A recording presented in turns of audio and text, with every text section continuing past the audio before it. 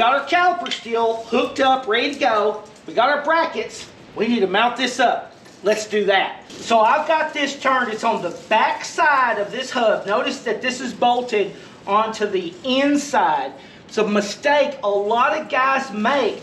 They'll already have their hub on and they're going to set up the brakes. And so they put the rotor up to the hub. And that is moving all your mounting right up against where your seal is for your actual hub and stuff. It's a disaster.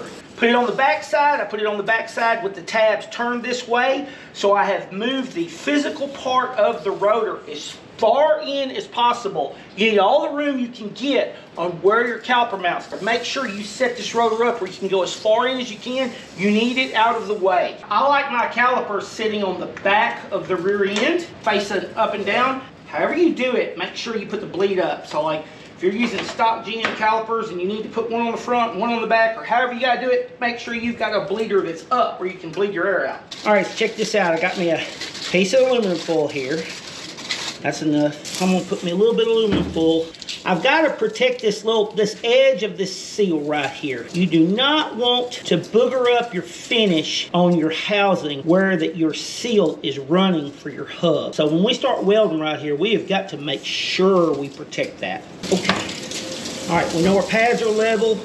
We know we're all the way down against that bottom. All right, will you jump up in the car and hit the brake pedal for me? And then I'm going to take and I'm setting it dead up and down. The main thing, it doesn't have to be any given place. It makes no difference on how the brakes act. I want to be the same on both sides. I'm going to sit right there.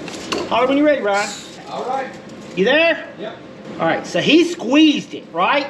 And we know the pads are level. So now it's made it align itself to the rotor. So we know it's aligned. So now I'm going to put me a little spot. Just hold it in place. I'm going to try to be careful and not put a whole bunch of weld on one side, because what it'll do is it's going to pull that, and the second I take it off, it's going to, it's going to move over.